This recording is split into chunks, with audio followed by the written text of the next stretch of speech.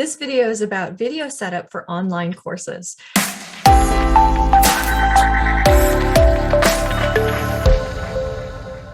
This is kind of a behind the scenes one. I'm going to see my whole setup. You know, as you probably know, I'm actually using a camera and I actually have lights on. And just for fun here, let's turn the lights off so you can kind of see what the difference the lights make. This is with them on, obviously. This is with them off. Not so bad. It's a good camera and the camera works great in low light, but definitely a lot better when they come on. In this particular light, I can control the temperature of the light, so I can go super cool, or I can go super warm, or I can put them right about here, which is usually where I leave it. I can also turn the brightness up quite a bit. I can turn the brightness down quite a bit, so it's almost dark, or I can put it here at about 60%, which is where I usually have it. So I have these lights. You don't need professional lights to get started when you're creating videos. You just have to be mindful of lights. So for instance, if you're using natural light, then it may be good to get bulbs put on you that are also kind of that natural light, so that you're matching cool with cool and warm with warm and making sure that it's set up. If you're going to film at night, then you could go with whatever temperature you want.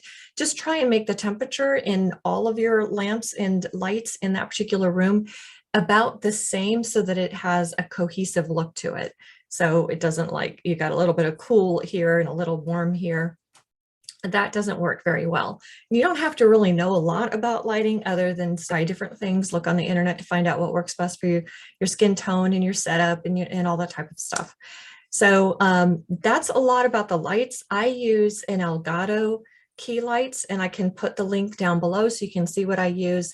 They're kind of remote control, which is kind of cool, but it did cost a little bit of money to do that. I just wanted to get some good lights for my videos.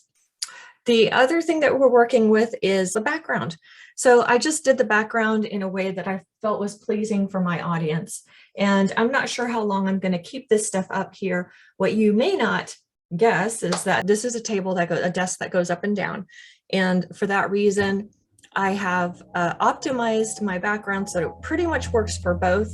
But when I have it up like I have it right now, I actually raise this with whatever I have on hand. And I kind of raise this. This is actually, you know, a much shorter thing, but I've raised it so it shows up in the frame. So I do the sit stand desk on purpose because I tend to be kind of a low key, low energy person. And so if I'm standing, I think I have a little bit more energy. So that's what I do for that. So that's the background. The other thing that you're concerned about when you choose your place where you're going to do your video is kind of choose a place that isn't so echoey. So if you can, put some drapes or soft surfaces that help absorb sound. So for this particular room, I'll turn the camera. I have these drapes here and that helps absorb sound. And of course I did something cloth here. These are canvas frames, so not glass frames. Glass is also bad because reflective surfaces and stuff, it may not work well with showing glare and stuff like that, which is another reason why I did my lights up here. And I'll show you in a minute. I'll show you kind of like the reviews for reverse view. But it's part of the reason why I did this is because a lot of times that light, the ring light that's right in your face, that bounces off your glasses. And since I'm pretty blind and I can't wear contacts anymore, have to wear the glasses, and so I'm concerned about like how they might reflect against my glasses when I put a light that's straight in front of me. So that is the background. That's the sound. When I talk about sound, that's the lighting. Now let's get into the microphone. Now I have a fancier microphone, but I recently got it. Up until this point, I had one of those Snowball microphones. And I thought that Snowball worked fine, but I wanted to get a nicer microphone. So I got one of these blue ones, and I have to say, I like it quite a bit. Now, a lot of times when people will have it like this, so they're talking into it like that, but this particular mic is meant to talk from the side. So you can have it like this, and that actually kind of sometimes gets into the frame. So sometimes I'll even turn it this way so it doesn't like, you know, show up. I do have to be careful where I put the mic because a lot of times I forget and it like shows up in the frame. So I usually try to make sure it's just out of the frame so it picks up really well. I do like this microphone a lot. I did like the Snowball very much. And of course, when I first started, I actually used a webcam that had a microphone built into it, and that worked fine too. And of course, you can always use your phone because your phone has a great microphone in it. It is limited sometimes if you want to do a screen share. It makes it a lot harder to use it on your phone, but the phone itself, if you're just doing a video of you, can work really well. The next is the camera. So I want to show you a little bit of this camera, and I have purposely gotten on Zoom with my phone here too, so you guys can see from a kind of behind the scenes. So I'm going to switch now to this video, and you'll see I have two monitors. And the reason I have two monitors is sometimes when I'm using this OBS software, which is weird because it's on the other side. So sometimes when I'm using this OBS software, this lets me switch and transition from one scene to another, like, and go from one video to another. So this is great for live classes or live events. And then I have my camera over here so I can kind of see what is being shown live. So this basically, this screen shows me, this screen shows me what's live, and then this screen shows me what's coming up. Here you can see my microphone going this way. Here you can see my camera. This is a Sony camera. This is one I did not purchase for my online business, but my daughter had this for a YouTube channel a long time ago, and her grandpa bought it for her, and it's a really nice camera, and she decided that she didn't want to do YouTube anymore, so she did that. I keep notes right up here, and the reason I do that is it makes it really easy for me to see. I don't do an extensive script because scripts often don't work very well.